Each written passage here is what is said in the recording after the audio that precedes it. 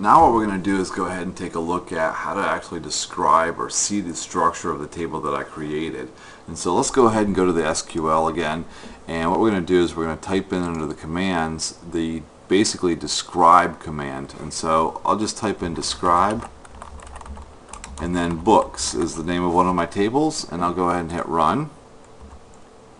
And what you're going to see here is basically a description or the structure of the table that I'm working with. And so you can see the table's name is books, and then I've got the different columns here to work with. And so I've got book ID, ISBN 10, 13, title, and so forth.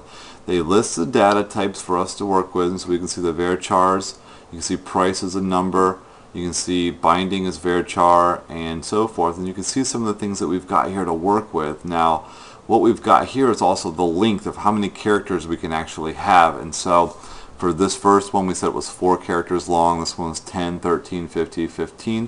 When it came to price, price was a decimal. So you can see here under my precision, this is how many characters long it is in total, and scale, meaning how many is going to be on the right hand side of the decimal place. You can see that there as well.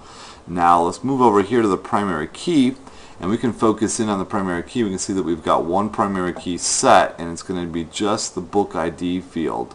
And then we've got these different options. Now, if that's the primary key, by default we cannot have it be empty because it has to be a unique field. So you can see nullable, it is not nullable. Nullable means that it can be empty. The field can have no data in it at all. And you can see that that currently is not the case. We actually have to have a field in here. Everything else by default is nullable, meaning that we can actually have nothing in the actual field itself, just a blank amount of data in there. And so we've got default and comments, nothing's been set on those. Those are all just everything else. Actually, this is the symbol here, meaning that it's null, nothing's in there.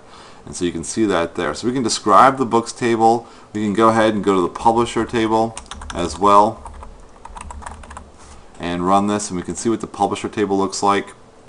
And you can see that I've got the 2 different fields here under my columns, and you can see the data types for those. And again, the same thing for our last one, which was the author table. I can go ahead and run the describe on my author table, and I can actually see the structure of the table itself. And so this is the video on using the describe command to view the structure of the table that I'm working with.